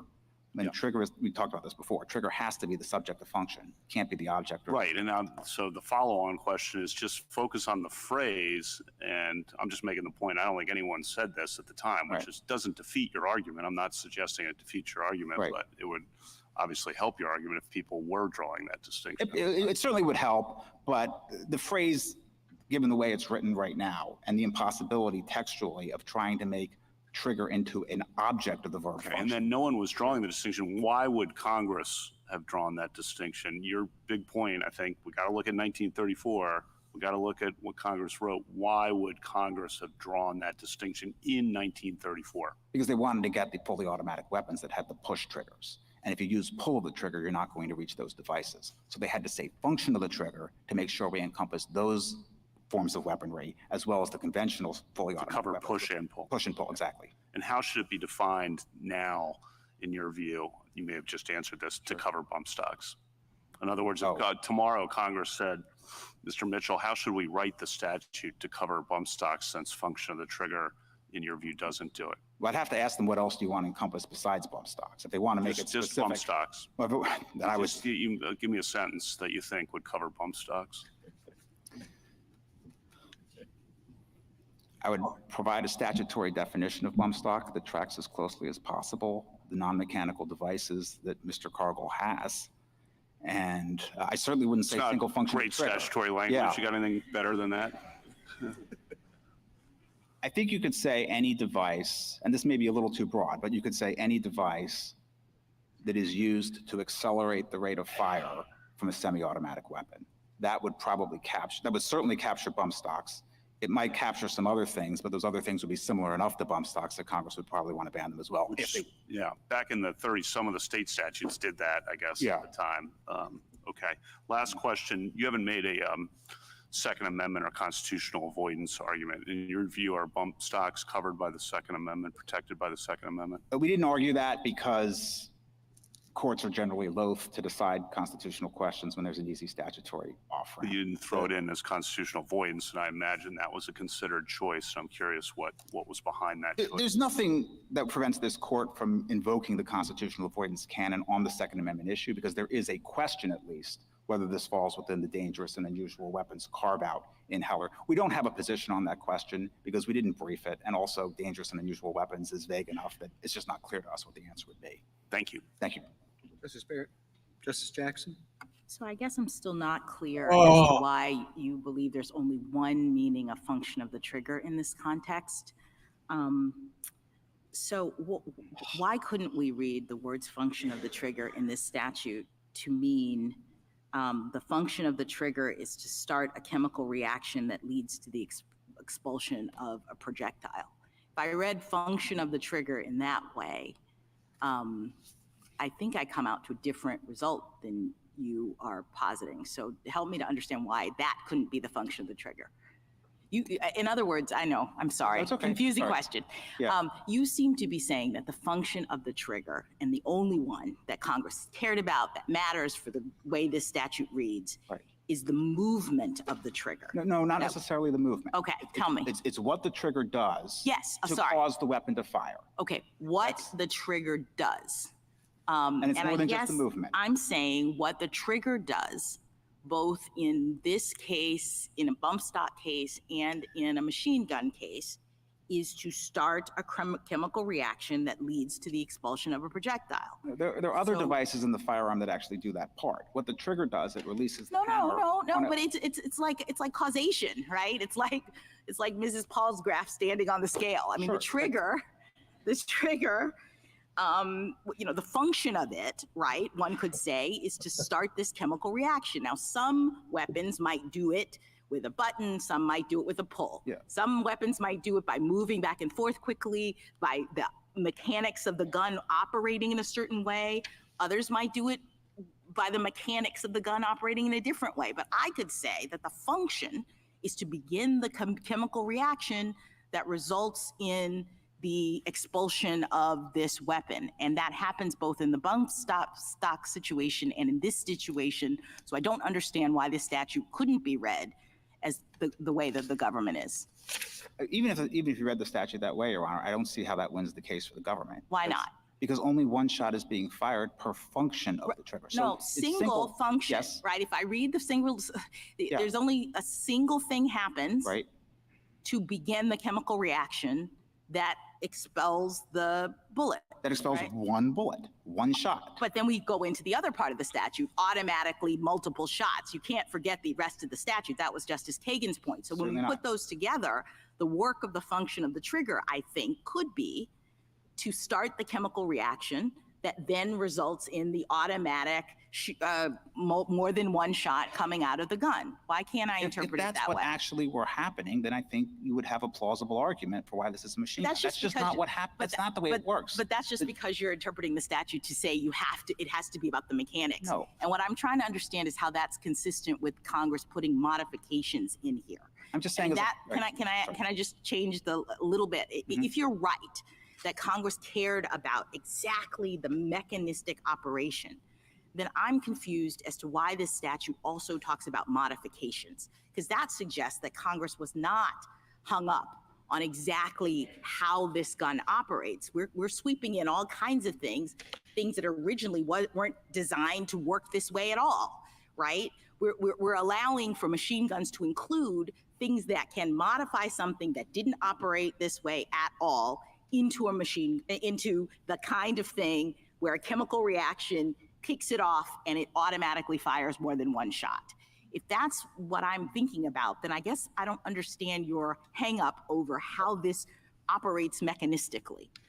Well, the test under the statute is whether it can be readily restored to fire automatically more than one shot by a single function of the trigger. It's not whether it can be modified to fire automatically more than one function of the trigger. All right, well, I'll look that up. Yeah, and just to get back to your earlier question, Justice Jackson. Yes. It's factually incorrect to say that a function of the trigger automatically starts some chain reaction that propels multiple bullets from the gun. A function of the trigger fires one shot. Then the shooter must take additional manual action. I understand. Right? So that's there's your no argument. yeah. Thank Okay. you. Thank you. Thank you, counsel. Thank you. A rebuttal, Mr. Fletcher? Thank you, Mr. Chief Justice. So I take from my friend's answers today that he does not seriously dispute that a rifle with a bump stock does basically the same thing as a machine gun and is basically just as dangerous as a machine gun. But his argument is the words that Congress wrote in 1934 just don't cover it because the word single function of the trigger unambiguously refers to the movement or the mechanics of the trigger without regard to the action of the shooter. We are not making a holy trinity argument. If that is what the words meant, then we would be stuck with the words. We are not asking you to depart from the plain language. We're asking you to give it its natural reading. And I think to understand why the statute not only can be, but should be read our way, it's worth thinking about how many people you have to disagree with in order to adopt my friend's reading. So first of all, on the grammar, Judge Ho at page 56A of the petition appendix explains why it's perfectly natural to read function of the trigger to refer to what the shooter does to the trigger, not to what the trigger does by itself. Second, Justice Kavanaugh, you asked about contemporaneous usage. There's a lot of contemporaneous usage of people using the term pull of the trigger to be synonymous with function of the trigger. That makes perfect sense if we're talking about what the shooter does, because the way the shooter activates most, not all, but most triggers is by pulling on them. But I think my friend conceded that usage is all inconsistent with his reading. And as you pointed out, there is no evidence that anyone at the time or ever since until the development of devices like these ever thought that function of a trigger meant mechanical movement independent of any action by the shooter. It's also worth emphasizing that even if you looked at what the trigger does by itself, what the trigger does is accept some input by the shooter. Justice Kagan, you asked about what about a voice-activated trigger? You could also have a trigger that works by swiping a touch screen. Those triggers don't necessarily have any moving parts. On our understanding, we say, is there an act of the trigger, of the shooter, that initiates the firing sequence, a spoken command, a swipe on the touchscreen? It works perfectly. On my friend's understanding, I have no idea how he would deal with a firearm that had a trigger that did not have moving parts. We've also talked some about automatically, and I take my friend's point to be that he thinks because there's some continued manual input, the pushing forward, it can't be automatic. But automatic just means by way of a self-regulating mechanism. It doesn't mean it eliminates all manual input. It just means that it eliminates some of it. And contrary to what my friend said, a bump stock does eliminate manual action that the shooter has to take. With a semi-automatic weapon, you have to pull and release the trigger with each shot. With a bump stock, the bump stock allows the recoil from each shot to automatically push the rifle back, disengaging the trigger, eliminating the need for the shooter to manually release, and then it channels the forward and backward movement in exactly the right way to allow a continuous firing cycle to continue. Now, I think it's also telling some of the gymnastics with respect that my friend has to do in order to deal with all of the other hypothetical and actual devices that have been out there, because I think he recognizes that the Aikens accelerator, the LV-15, the electronic reset assist device, the fishing reel in camp, all of these workarounds have to be covered by the statute because it's just not plausible to think that Congress enacted something subject to such easy evasion.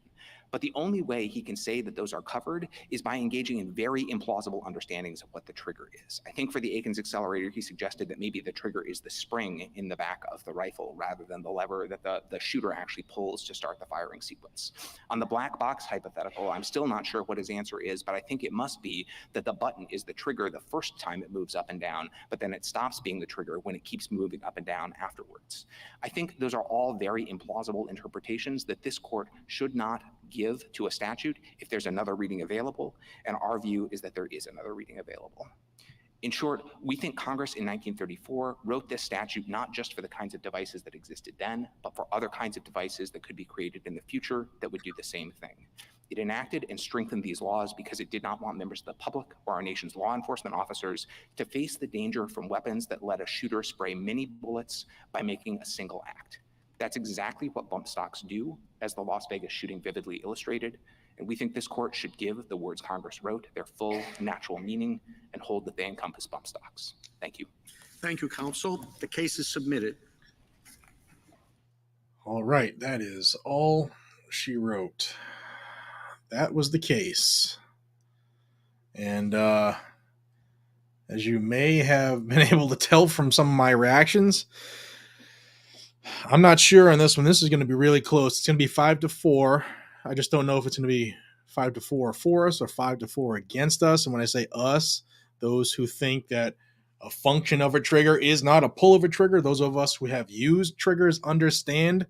I don't know personally. I don't think that the attorney on our side did very well on that, mainly because he was getting battered by Kagan and Jackson and Sotomayor. Jackson, for a woman who can't define what a woman is, to be able to now tell us what a trigger is comical to me. It's stunningly comical to me, but that's the left. That's what they do. They were in unison. And typically when you watch these cases or hear these cases, like the Clarence Thomas and the Alitos will pull people back to talk about what they were there for. They didn't mention ATF overreach, and I really thought they would hammer on that. I thought that our side would mention EPA versus West Virginia, and they didn't. So this is concerning. This could be a loss, but like I said, it was tight. Amy Coney Barrett, some of her questioning sounded like she was against the case, and some of it sounded like she was for the case. So we'll have to wait until June and when this decision comes out. But thank you all for joining me. There were well over 4,000 people on the last time I checked. If y'all, before you leave, could hit that like button, it would help this video tremendously get to more people who absolutely need to see it. The reason I do these videos is that we need to see how the Supreme Court operates, especially when it comes to the cases we care about, the Second Amendment. And for those who are asking, no, the Supreme Court does not stream video. No, this is not on television. That's why I stream these for us. And this looks like it's going to come down to Chevron deference, perhaps. Or are we going to start following what Congress says in definitions by the letter? Or are we just going to make things up as we change our minds? I will keep you all in the loop. All I ask is for you to subscribe to the channel down below. It's free, doesn't cost you a red nickel or a red cent, because nickels are not red, they're silver. But I appreciate y'all. If you haven't seen the video I put out this morning, please check that out. Parents being held responsible for actions of their maybe 17-year-old children when it comes to guns. Dangerous precedent there as well, I believe, but I want to hear from you in the comments. Guys and gals, you are your own first responder. Never forget that. Doesn't matter what anybody in a robe says. You are your own first responder. It doesn't get to the people in the robe unless you decide immediately to defend yourself. So thank you all for your time. Have a phenomenal day. I'll see you this afternoon. And be safe, guys and gals. Be safe. Take care.